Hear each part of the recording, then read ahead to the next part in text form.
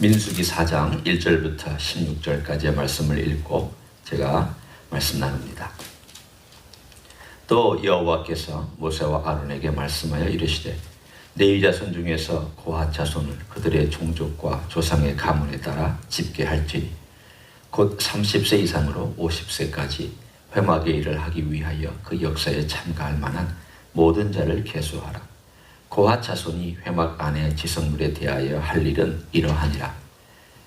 신령이 전진할 때에 아론과 그의 아들들이 들어가서 칸 막는 휘장을 걷어 증거궤를 덮고 그 위를 해달의 가죽으로 덮고 그 위에 순청색 보자기를 덮은 후에 그 채를 꿰고 진설병의 상에 청색 보자기를 펴고 대접들과 숟가락들과 주발들과 붓는 잔들을 그 위에 두고 또 항상 진설하는 떡을 그 위에 두고 홍색 보자기를 그 위에 펴고 그것을 해달의 가죽 덮개로 덮은 후에 그 채를 꿰고 청색 보자기를 취하여 등잔대와 등잔들과 불 집게들과 불똥 그릇들과 그 쓰는 바 모든 기름 그릇을 덮고 등잔대와 그 모든 기구를 해달의 가죽 덮개 안에 넣어 매는 틀 위에 두고 금 제단 위에 청색 보자기를 펴고 해달의 가죽 덮개로 덮고 그 채를 꿰고 성소에서 봉사하는 데 쓴 모든 기구를 취하여 청색 보자기에 사서 해달의 가죽 덮개로 덮어 매는 틀 위에 두고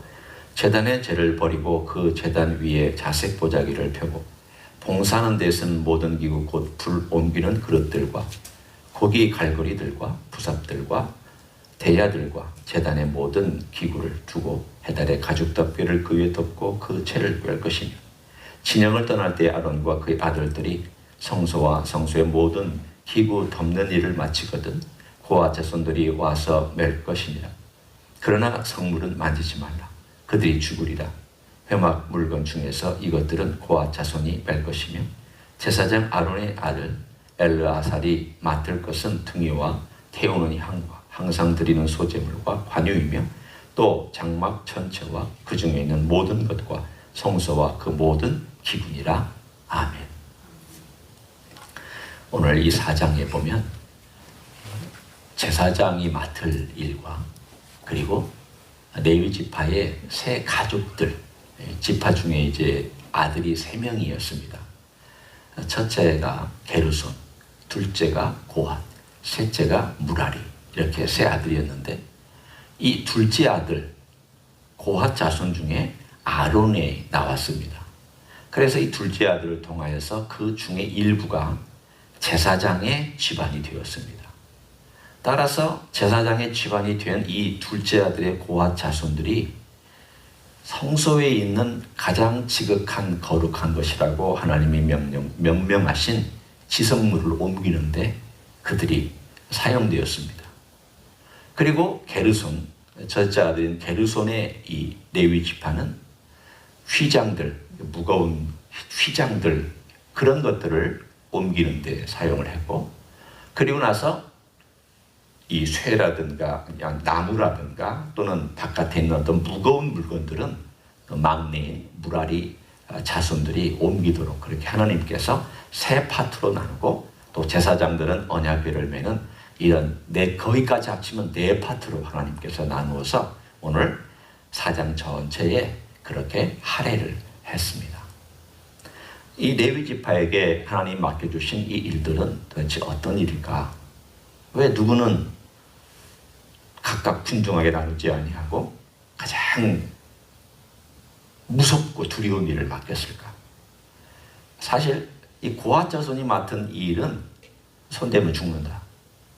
그리고 이 안 쳐다보면 죽는다. 얼마나 겁나는 일이겠습니까? 하나님의 성소 안에 있는 물건을 잘 쌓아야 되는데 만약 어떻게 실수로 하다가 툭 하고 만약에 만졌다고 치면 그 사람은 죽습니다. 그래서 하나님께서 그 17절부터 20절에도 보면은 그런 경고를 고핫 자손에게 했습니다. 고핫 족속의 지파를 레위 중에서 끊어지게 하지 말지니 18절에 보면 그러니까 얼마나 경고를 하셨는지 잘못 만지다가 계속 죽어나가면 고핫 자손이 없어지지 않겠느냐. 그러니 끊어지지 않도록 또 지침을 주고 또 훈련시키고 또 조심스럽게 해서 절대 손대지 아니하도록 해라. 하나님 그렇게 직접 모세를 통하여 명령을 하셨습니다. 그래서 나이가 30세부터 하게 되어 있습니다. 군대에 나가는 나이는 20세부터입니다. 그리고 보통 이스라엘 사람들의 성인으로 취급되는 것은 12세부터 취급을 합니다. 그런데 제사장과 레위 지파로서 특별히 이 거룩한 일을 하는 일에 대해서는 30세로 하나님께서 정해놓은 것은 그 전에 옆에서 소리를 듣고 훈련받고 견습생같이 직접 와서 하지는 못하지만 견습생처럼 준비하고 있다가 나이 30쯤 돼서 해라. 그렇게 떨어지면 그때부터 하나님을 섬기기 시작을 했습니다. 한 30쯤 돼야 사람의 분별력도 생기고 침착한 마음도 생기지 않겠습니까? 여러 가지를 고려해서 딱 20년 하게 했습니다. 나이 또 50이 넘어가면 무거운 것을 들을 때에 어려울까 봐 그런 모든 것들을 다 고려해서 하나님께서 오늘 본문에 말씀하셨는데 이 모든 각자가 하나님께서 불러서 행하셨다는데 첫 번째 가장 중요한 메시지가 있습니다. 우리는 보통 이렇게 생각할 것입니다. 하나님, 누구는 불러다가 가장 귀한 일 시키고 누구는 불러다가 무거운 짐만 들게 하는 일 시키고 하나님, 공평하게 똑같이 이쪽에서도 한 사람 저쪽에서도 한 사람 또 이렇게 골고루 잘 섞어서 불평 없게 하나님 그 일을 시켜야 되지 않겠습니까? 라고 우리는 질문할 수도 있습니다. 그러나 하나님의 부르심을 한번 우리가 생각해 보았으면 좋겠습니다. 우리말의 속담에 물에 빠진 사람 건져 놓으면 보따리까지 내놓으라고 한다 하는 그런 말이 있지 않습니까? 이게 뭘 의미하는 걸까요? 그것은 생명을 구원해 줬는데 자기 구원한 것에 대해서는 감사하지 아니하고 내 보따리 구원하지 않았다. 내 보따리 건져내지 않았다고 불평하고 원망하는 아마 그런 이야기를 빗대서 얘기할 것일 겁니다. 우리가 구원받았습니다. 하나님께서 우리를 구원해 주셨습니다. 이 구원만 생각해도 굉장히 큽니다.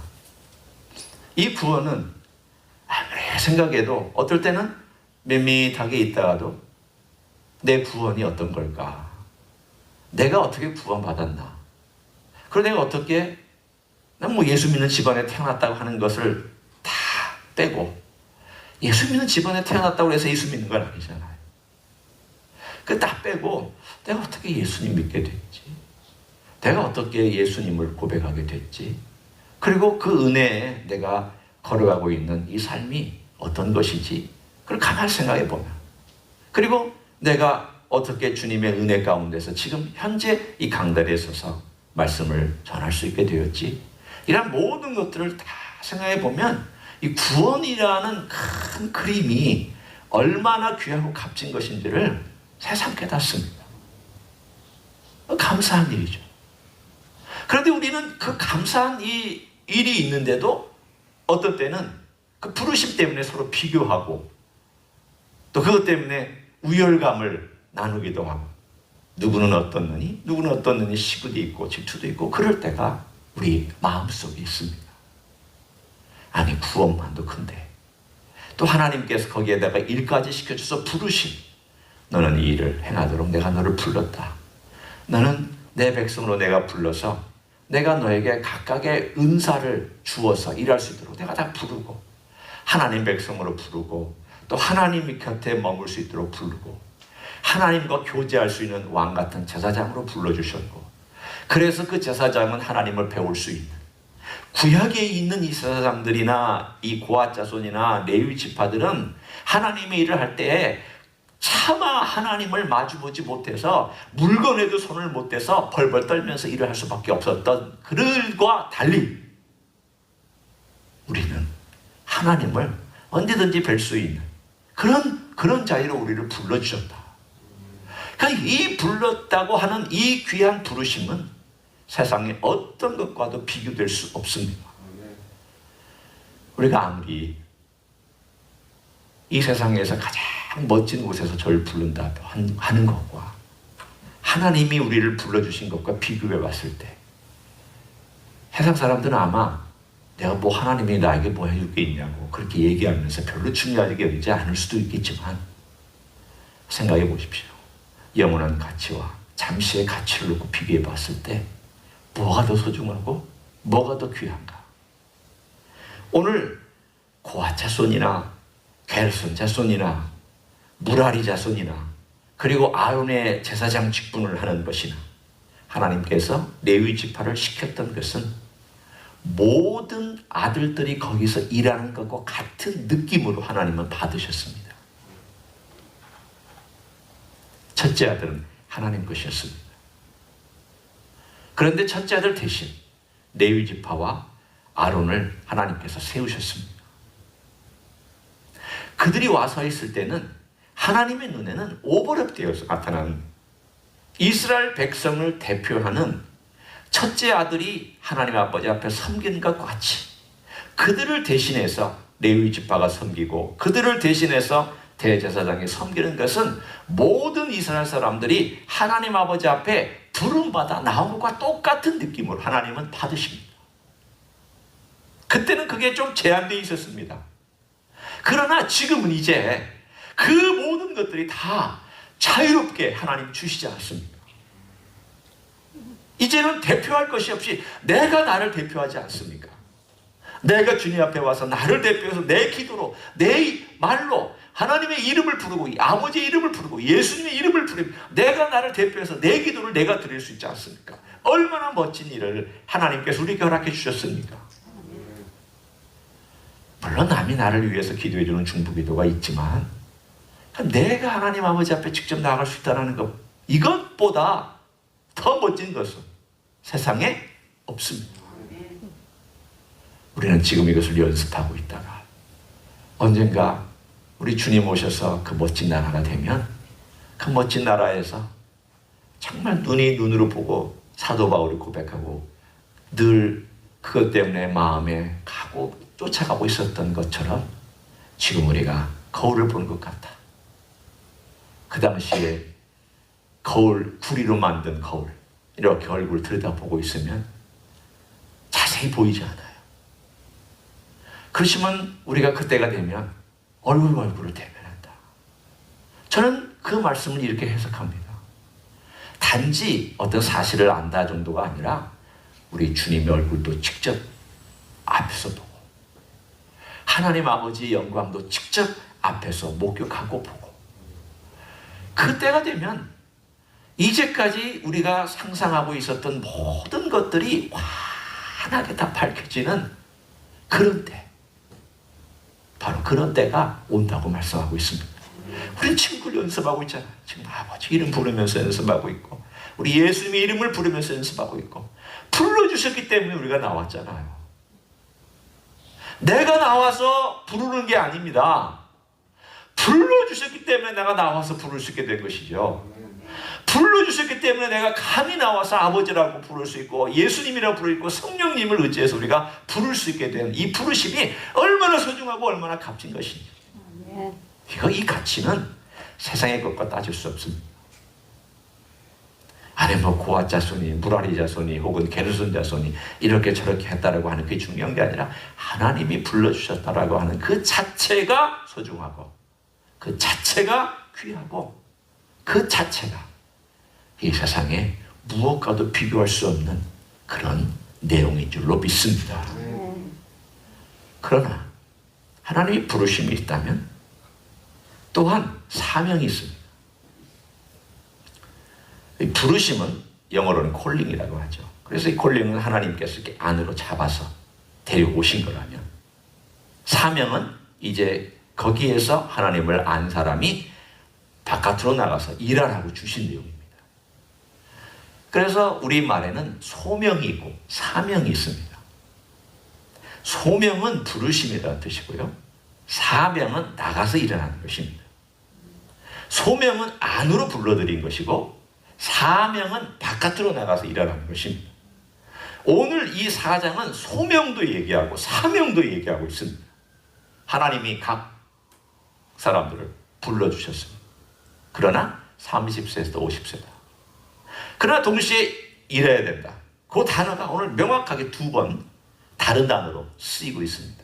그 단어의 특징이 어떤 의미에서 오면은 우리에게 의미를 던져줍니다. 한번 보십시오. 4장 3절입니다.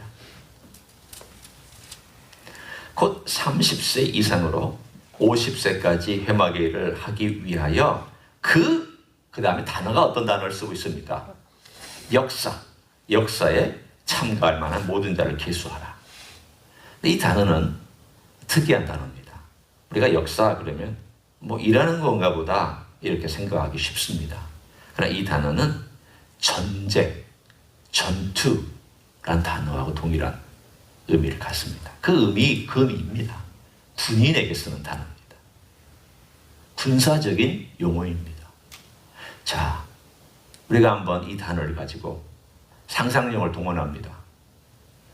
전투할 때에 여러분이 적진을 향해 나갈 때 어떤 마음으로 나갑니까? 여러분의 준비한 군장과 여러분의 마음 자세와 여러분의 생각과 여러분의 손과 여러분의 발과 여러분의 모든 것들이 어떤 상태입니까? 풀어헤치고 그냥 아무렇게나 메고 그냥 적당히 걸어가는 자세로 적군을 향하여 나아갈 수 있을까요? 아닙니다. 그럴 수 없습니다. 그러면 그 사람 죽습니다. 긴장하죠. 주도 면밀하게 생각하죠. 훈련받은 대로 하죠. 자기의 모든 것들을 제대로 있는지 점검하죠. 요즘 같으면 탄환이 있는지, 총은 제대로 장전되어 있는지, 철문은 제대로 쓰고 있는지, 메고 있는지, 멜빵하고 있는지, 분장은 제대로 하고 있는지 모든 면에서 아주 주도 면밀하게 생각하고 신경 쓰고 전쟁에 임할 것입니다. 그렇게 하라는 것입니다. 내가 지금 하나님 아버지 앞에 섬기며 이 모든 것들을 역사하는 일은 마치 전쟁터에 전쟁에 임한 군사와 같은 마음가짐이다. 넌 그렇게 해라. 오늘 우리들에게 시사해준 멋진 단어라고 생각합니다. 내가 하나님의 일을 할 때에 어떤 마음으로 해야 하느냐? 늘 긴장하고 하라는 그런 말씀 아닙니다. 그러나 우리가 하나님을 섬길 때 마치 하나님의 성물을 만지면 죽는다라고 하는 그런 경고의 말씀을 우리가 조심하는 것처럼, 그리고 하나님이 명령하신 이거는 청색 보자기로 덮어라, 이거는 어떻게 해라 라고 하는 하나님의 그 말씀에 신경 쓰고 조심스럽게, 그리고 최선을 다해서 하나님의 권위와 하나님의 말씀에 대한 가치와 하나님을 존중하고 하나님을 존경하고 하나님을 공경하는 마음으로 그렇게 군인이 상관의 명령을 따라서 했듯이 그렇게 주님을 섬기라는 뜻입니다. 그렇게 해라. 우리 하나님 아버지 앞에 저 자신도 돌아봅니다. 나는 과연 내 생명을 그렇게 정말 준비해서 모든 것들을 이렇게 했나? 그러지 못할 때가 있었죠. 막 서둘러서 하는 때도 있었고, 막 생각나 마음을 두지 못하고 그냥 습관적으로 할 때도 있었고, 아마 우리 주님이 보시면서 막 그렇게 생각하셨을지도 모릅니다. 너 전쟁에 내보냈으면 진작에 죽었다. 아마 그렇게 저의 상태나 모습을 보면서 주님께서 아마 그렇게 말씀하셨을 수도 충분히 있었을 것입니다. 여러 번 있었을 것입니다. 자주 있었을 것입니다. 부끄럽죠. 그러나 다시 한번 주님 앞에서 이런 주님 앞에 역사할 기회를 갖는다는 것이 감사합니다. 또 생각해보고 또 마음도 드리고 중심을 가지고 주님 앞에 일할 수 있는 기회. 우리 이 자리에 참석한 우리 모두가 우리 죽는 날까지 그런 마음을 가지고 우리 주님을 섬겼으면 좋겠습니다. 두 번째 단어가 하나 있습니다. 이것은 정말 우리가 잘 아는 단어입니다. 12절에 있습니다. 12절에 이렇게 말씀하고 있죠. 성소에서 봉사하는데, 봉사한다 그랬습니다. 봉사라는 것은 섬긴다는 뜻이죠. 이것은 흔히 말하듯 월급 받고 하는 것 아니고, 수고비 받고 하는 것도 아니고, 대가 받고 하는 게 아닌 그런 의미를 갖고 있습니다. 내가 이거 하니까 인정받고, 내가 이거 하니까 칭찬받고, 내가 이거 하니까 월급 받고, 내가 이거 하니까 봉급 받고, 내가 이거 하니까 무언 대가를 받는 그런 일이 아니라 순전히 하나님을 섬기는, 봉사하는 일이라는 의미를 담고 있습니다. 하나님이 레위지파 먹여주셨죠. 하나님이 다 알아서 해주셨습니다. 그러나 그게 먼저가 아니었던 겁니다. 그건 나중에 하나님께서 알아서 붙여주시는 것들이고, 그 마음으로 하나님을 향한 내 마음, 하나님을 향한 내 봉사, 하나님을 향한 내 섬김, 아무 대가도 바라지 않아. 하나님이 상급 주신다고 약속을 하셨기 때문에 내가 그 상급을 기대는 하지만 그것이 먼저가 아니라 사랑하기 때문에 봉사, 사랑하기 때문에 귀한 분이기 때문에 섬겨드리고, 가치가 존귀한 분이기 때문에 내 가치를 드리는 이런 멋진 이야기를 오늘 이 4장의 구석구석에다가 보물처럼 우리들에게 숨겨놓고 말씀하고 있습니다. 우리를 부르신 소명과 우리로 하여금 일하게 하신 이 귀한 사명을 가지고 우리 평생 동안 제한된 이 상황 속에서나마, 어려운 상황 속에서나마 우리 주님을 사랑하고 섬기는 여러분 모두가 되시기를 예수님의 이름으로 간절히 축원합니다. 기도하시겠습니다. 기도하고 제가 마치겠습니다. 하나님 고맙습니다. 우리를 불러주셨습니다. 죄인 된 우리를 주님께서 십자가에서 죽으심으로, 피 흘리심으로 용서해 주시고 불러주신 것 감사합니다. 그 부르심이 있었기 때문에 우리가 아버지께 왔고 우리가 주님의 백성이 되었습니다. 감사드립니다. 그 부르심 때문에 우리가 아바 아버지라 부를 수 있으며, 그 부르심 때문에 우리 주님 예수 그리스도를 나의 구주로, 나의 구세주와 나의 왕과 나의 그리스도로 고백하게 해주신 것 감사드립니다.